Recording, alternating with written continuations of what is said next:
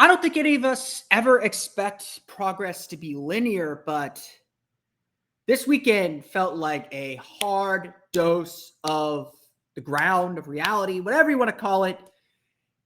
It was a rough weekend for the Orlando Magic. Really, really rough. Let's get to it on today's Monday edition of Locked On Magic.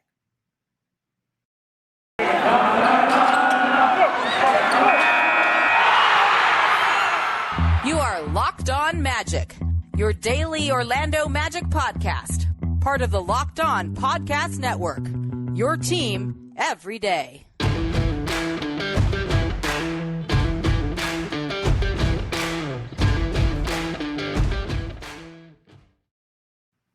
And you are indeed Locked On Magic. Today is February 7th, 2022. My name is Philip Rossman-Reich. I'm the expert and site editor over at OrlandoMagicDaily.com. Of course, follow me on Twitter at PhilipRR_OMD. On today's episode of Locked On Magic, the Orlando Magic fall to the Memphis Grizzlies and the Boston Celtics in blowout fashion in a way that the Magic have done a very good job for a team with their record of avoiding doing. It felt like a weekend of regression. We'll talk a little bit about the ways the Magic struggled this weekend. We'll talk a little bit about the ways the Grizzlies showed the Magic a different way perhaps to rebuild or a different way to carry themselves, which is maybe something this team needs to learn. And then, of course, we'll go through the final box score of Orlando's Sunday loss to the Boston Celtics. We'll get to all that coming up here in just a moment.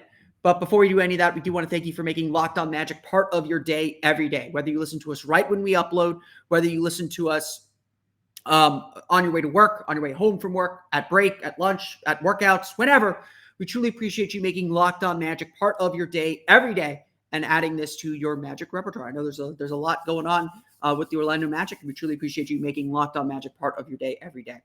You remember you can download us wherever you download podcasts, as well as stream us on YouTube. And definitely subscribe to our YouTube channel, because this Thursday at 7 o'clock, I, along with the 5 Magic blogging families, or podcasting families, I guess, we will be having a big Magic roundtable recapping everything that happened at the NBA trade deadline, everything that didn't happen at the NBA trade deadline as well. So this Thursday at 7 o'clock, it will be a live show. So you'll be able to interact with us live as well. So definitely subscribe to our YouTube channel so you can know and turn those alerts on so you know exactly when we go live. I'll also post a link at PhilipRR_OMD.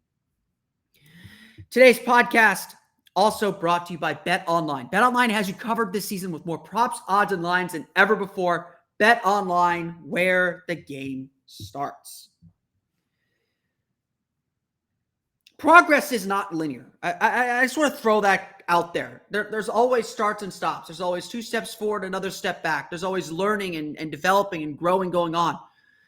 This year has honestly shown that as much as anything. As much as Orlando has had some like really good brief moments of solid play, and this last few weeks have been probably the most consistent, there's been always something to knock them back down a peg, whether it's an injury that causes them to have to adjust, whether it's going through a cold stretch, whether it's a rough stretch of opponents, which, certainly this weekend were 2 very good opponents. I don't want to take away anything from what the Memphis Grizzlies and Boston Celtics have done.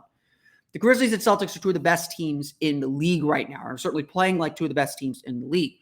It would have been tough for the Magic to win either of these games. And honestly, yes, the Magic have gone 1 of 4 of 6 and they played really, really well. Losing these 2 games would have been no shame. What bothers me about how the Magic played this weekend, I'm sure what bothers them, what bothers the coaching staff, is just how easily they got beat. I've talked over the last few weeks about how the Magic were no longer making bad team mistakes. They were making young team mistakes, and that you could live with those. This was a return to those bad team mistakes. This was a return to a level of play that I believe, and I'm evaluating this team as being done with. The Magic are no longer a team that gets blown out by 30. And like I say this all the time on the podcast because I've covered a lot of 30-point losses. 30-point losses, 30-point games are less about the winning team and more about the losing team. Because these are all NBA players. These are all NBA guys. To be down by 30 points means the losing team is doing something egregiously wrong. It is very, very rare that a team plays remotely well and gets beat up the way the Magic got beat up this weekend. The team has talked endlessly about how each game is a learning lesson, is a moment to take a lesson, to gain something from the game and get better and improve that way. It's, frankly, probably a little bit of talk for a group that understands there's not going to be a lot of wins and they got to find success elsewhere and be part of building that process. And it's something they talked about even Friday after practice, that yes, they're experiencing some success, and yes, they know they're 11-41 at the time. But it's about the process. It's about understanding if we do these things right over a longer course of time, we will end up where we want to be and end up winning basketball games and end up competing and playing for a playoff spot. It's all tied together in that way. This weekend, these two games, a 135-115 loss to the Memphis Grizzlies on Saturday, and then a even bigger loss on Sunday against the Celtics. Let me get the final score because I don't have that one memorized. A 116-83 loss to the Celtics on Sunday. There is nothing to gain from these games. There's nothing positive. Honestly, the only thing that I saw positive out of these games was, Admiral Schofield knows what he's doing. You could plop him into a game and he'll at least do something positive, which, for two-way players at this point with the way the Magic have used their two-way contracts feels like a win, I guess. I don't know. Schofield's had a good run and has had some good run in Lakeland when he's played there, and I think he's played well when he gets there. But we're not, I'll talk about Admiral Schofield if you want me to, but those aren't the important players. Maybe we could say Jalen Suggs was doing a good job getting to the basket and getting the foul line, especially in Sunday's game. I would not say that Jalen Suggs played well this weekend, though, if that's the direction we want to take it. This was bad. This was just bad basketball. The Grizzlies took it to Orlando. They pounded them and embarrassed them, as even Cole Anthony would say after Saturday's game. And then the Celtics just did it to them again and again. And it was just about the mistakes the Magic cannot make. In both games, they gave up 16 offensive rebounds, and in both games, they got outworked. Look, we know the Magic have a talent deficit. We know the Magic don't have the horses necessarily, don't have the ability to compete with elite teams playing their best right now. And that's fine. We can live with that. We understand that that is part of this season. But they cannot get outworked by these teams. If they want any chance to win any game, they cannot get beat to loose balls as consistently as they are. They cannot be as loose with their box out responsibilities. They can't be as loose defensively as they were in both of these games. The Magic's defense was top 10 in the league in January, giving up 107 plus points per 100 possessions. It's really good defense. Just by the numbers, just a really good defense. And yeah, okay, we expected that to come back to earth a little bit. But the team has given up 120 points per 100 possessions and just in February and the 4 games in February and just not looking engaged at all. It's a complete flip. And again, that is unacceptable. That is not who this team is. That is not who this team can be. That is not who this team should be. And so what we saw this weekend was a setback, a major setback, a major disappointing setback. And again, the losses aren't what hurt. The Magic losing to the Grizzlies, the Magic losing to a Celtics team that's given them fits all season long with that switching defense, that doesn't bother me. It really doesn't. And maybe it should. Maybe that's part of the problem with the franchises right now. Wins and losses aren't the goal. But that doesn't bother me because that's not what this season is about. This season is about growth and development. You can't grow and develop losing by 30. And the way the Magic played through the latter half of January, the way the Magic have been playing suggested that they were moving beyond that stage.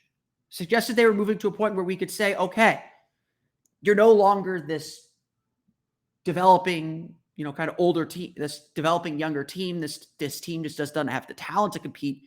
Now we know you can compete. Now we know you can do these things to win. You understand, you've seen, you felt what it takes to win in this league and what it takes to win as a team. But this weekend was a setback. This weekend, the team reverted back to where they were in November and December.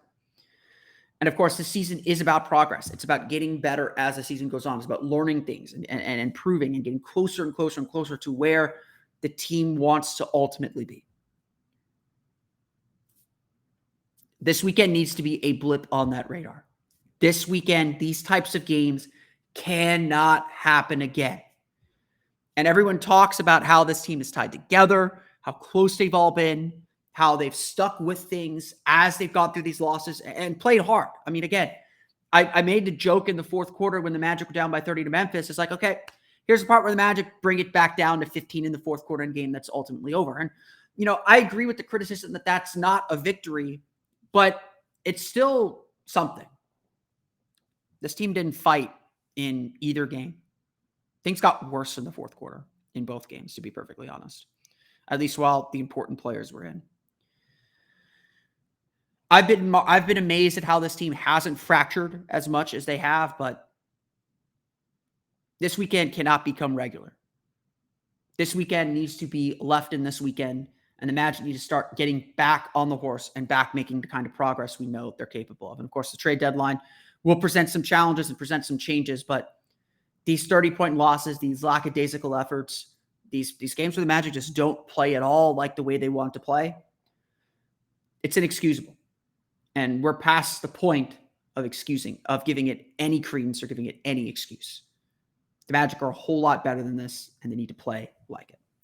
We'll talk a little bit about the way the Grizzlies carried themselves and maybe showed the Magic a way to become that team coming up here in just a moment.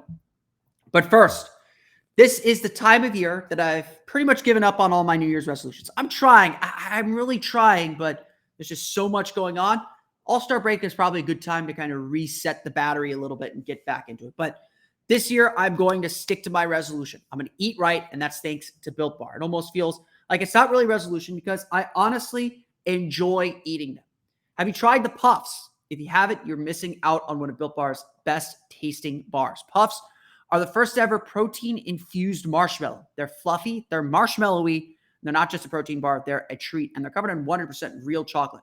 Puffs are fan favorites with some incredible flavors like yummy cinnamony churro. We love our churros here in Central Florida. Coconut marshmallow, banana cream pie. They're all so good, and they're going to be your new favorite too. All Built Bars are covered in 100% real chocolate. Yes, Puffs included 100% real chocolate, so you get that savory chocolate taste in your diet because we all know we want it. I definitely crave chocolate at the worst times too. Low calorie, high protein, so replace your candy bars with these. They are better. A typical candy bar can be anywhere from 200 to 300 calories. Go to Built.com and scroll down to the macro chart. You'll be blown away. High protein, low cal, high fiber, low carb. Most Built Bars contain 130 calories, 4 grams of sugar, 4 grams of net carbs, and 17 grams of protein. Compare that to a candy bar, which is usually double of all that, if not more. They've got great flavors, including mint brownie, coconut almond, and new this month, white chocolate cookies and cream. They are all delicious, and new flavors are coming out all the time. If they think a flavor might be good, they'll make it. It will be delicious, and it will be good for you. At Built Bar, they are all about the taste. They make it taste delicious first, then figure out how to make it healthy. And I don't know how, but they pull it off every time. Go to Built.com and use promo code LOCK15 and get 15% off your order. Again, use promo code LOCK15 for 15% off at Built.com. We want to thank you again for making Locked On Magic your first listen or part of your day every day. The NBA trade deadline is this Thursday at 3 p.m. Eastern Time, and the Locked On NBA podcast will be covering live from 2 to 4 p.m. Join Kim Becker, John Corrales, and Locked On Fantasy Basketball host Josh Lloyd to get analysis of every blockbuster move. Subscribe to the Locked On NBA YouTube channel and turn your notifications on so you know when they go live. And don't forget to do that too with Locked On Magic. We'll be going live with a Magic-specific discussion of the trade deadline and what happens next for the Orlando Magic at 7 p.m. That will be on the Locked On Magic YouTube channel. We are gathering the 5 blogging families to discuss the Orlando Magic at the trade deadline. The Memphis Grizzlies are really good. They're really fun. again, like, I know I said this earlier. I'll say it again. I don't care that the Magic lost to the Memphis Grizzlies and the Boston Celtics. I expected them to. Orlando took advantage of a little bit of a weak spot in their schedule. They beat the Pistons. They beat the Mavericks on a back-to-back. They beat the Pacers when they were down essentially their whole team. Like, it's fair to say that the 4 out of 6 games that the Magic won, they beat a Bulls team. That was a pretty good win. The Mavericks game I thought was also a pretty good win too. And again, like, they did good things against the Pacers. I don't think the quality of the opponent should take away from the things that the Magic accomplished. That this is a 12-win team right now. They'll take wins wherever they can get them, and you learn something from each win. It's right now, life isn't about the Magic's opponents. It's about them. It's about how they play and what they do. So, I've seen criticisms of the Magic and say, oh, what they're doing is not real. It's like, of course not. They're not a team yet. This isn't the final product. We shouldn't be judging them based on that. We should be judging them based on what they did the day before. Are they getting better? Are they improving? Are they taking steps forward? Do we see the outlines of who this team can be? What we saw, though, in Memphis on Saturday was a team that is fully shaded, a team that is fully colored in and fully engaged in what they're doing.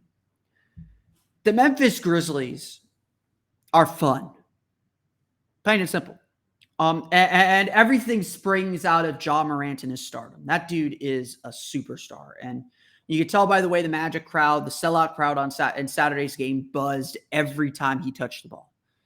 There's just that feeling that something special was about to happen, that something very cool was going down. And there's very few players in this league that generate that kind of interest. But you watch the Memphis Grizzlies during Saturday's game or at any point this season, you see a team that fully understands who they are. They're young too. The Magic and Grizzlies have around about the same average age. The difference, of course, is Ja Morant is a superstar. Jaren Jackson Jr. has been in the league for a few years. They've got experience and they've got bravado. They've got confidence. The Grizzlies are going to punch you in the mouth, and they do not care. Up 30, Ja Morant's throwing NBA Street Volume 2 passes. He's dunking all over Robin Lopez. They are constantly on the attack and playing with a confidence and bravado that they have frankly earned. But a lot of it does feel like they're puffing up their chests a little bit. Because in many ways, they've had to act that confident to gain that confidence. This is a team that's always aggressive, that's always on the front foot. And of course, they can be. They've got an all-star starter on their team. And it'd be silly for me to sit here and say that the Magic have one of those or have a player that's clearly on that trajectory. Because at the end of the day, the reason why the Magic are going through a season like this, the reason why wins and losses don't matter is because, yes, the Magic need another high draft pick. They need to win the lottery, whether it's the first, second, or third pick. They need a guy. They need to find a guy that they can truly build around. Cole Anthony had that nice spurt at the beginning of the season, but all of us, said, okay, if he could keep these numbers up, that's interesting. But a lot of us still said he's probably better as a sixth man at this juncture. He's still got a lot of room to grow and a lot of things to build and develop on. And again, who knows? He proved that he could do that for a long enough period of time. He's just got to get consistent. And obviously he's been mired in a month and a half long cold streak right now, which injuries have played a role in. And it definitely raises questions about his place in the team's future. But he's young enough. The team is young enough that you allow him to answer these questions. You allow him to go through these failures. You allow him to have an offseason to get better. And that's fine because Ja Morant needed that too. When Ja Morant first played in Orlando, the Magic shut him down. Jalen Suggs has had his struggles. He's struggled with turnovers. He's struggled with a lot of things, but we've seen flashes of how good he can be getting downhill to the basket. And obviously that's a big part of his game and a big part of what the Magic are hoping to get from him. But the Magic need a star, and it's hard to be really good in this league without a true superstar player. Nikola Vucevic was not that, and that's ultimately why the Magic decided to move on and start fresh. But the Grizzlies carry themselves with an air of confidence. They know their style. They know who they are. and they play like it at all times. There's a lot of criticism of what the Magic have done this year. I'm a positive guy. I'm an optimistic guy. I'm understanding of what the team's going through this season. And I think and for me, I want to evaluate this team and evaluate what its future looks like once we have the completed picture. I don't want to sit here and focus. I don't want to sit here and focus it on little bites as much to make conclusions. I want to wait till the end of the season until we have the full picture of what everything looks like, and we can say, okay, this is a clear next step. And that's just my approach. I'm not here to make conclusions necessarily or make like hard conclusions right now. But I think one criticism that I have of this team so far is that, yes, we talk about the bell plays, we talk about all these things, but that identity hasn't taken hold. You look at Oklahoma City. Oklahoma City's bad. And they're honestly, they might be worse than the Magic, but they have an identity. They know who they are. They play the same way every night. The Magic haven't quite gotten there yet, I don't think. The Magic get discouraged really easily. And while I think those moments have become less and less as the season has gone on, they still have these 3, 4, 5 minute stretches where they just look a little defeated, or they struggle to scramble to get themselves back on their footing. They can be a lot better. Obviously, they can be a whole lot better. And that's really the challenge the Magic have right now, is to continue taking those steps forward, to continue getting better on that front. Orlando is still seeking its identity in many ways. And the one thing that the Grizzlies showed is, yes, the Grizzlies have the right to puff their chests out, the right to play with this kind of bravado and not I don't want to say arrogance, but this confidence. The Magic haven't earned that. But in some ways, they got to fake it. In some ways, they've got to believe, hey, we are this good. We can do these things. We can dictate the terms of the game. And they don't play that way. Again, they haven't earned it. They probably don't have the talent to really enforce their will on a game, but they aren't playing as well as they need to play either. They don't play with the same kind of confidence and identity that they should either. And that's something they have to develop. Again, one of my goals for this season is to see an outline of who this team can be. And there's some faint outlines for sure. But the Magic need to have a clear understanding of how they move forward and how they improve this season. We'll go through the final box score of Sunday's game against the Boston Celtics coming up here in just a moment. But first, a quick word from our pals at BetOnline. BetOnline has you covered this season with more props, odds, and lines than ever before as football continues its march through the playoffs right to the big game this Sunday. BetOnline.net remains the best spot for all your sports scores, podcasts, and news this season.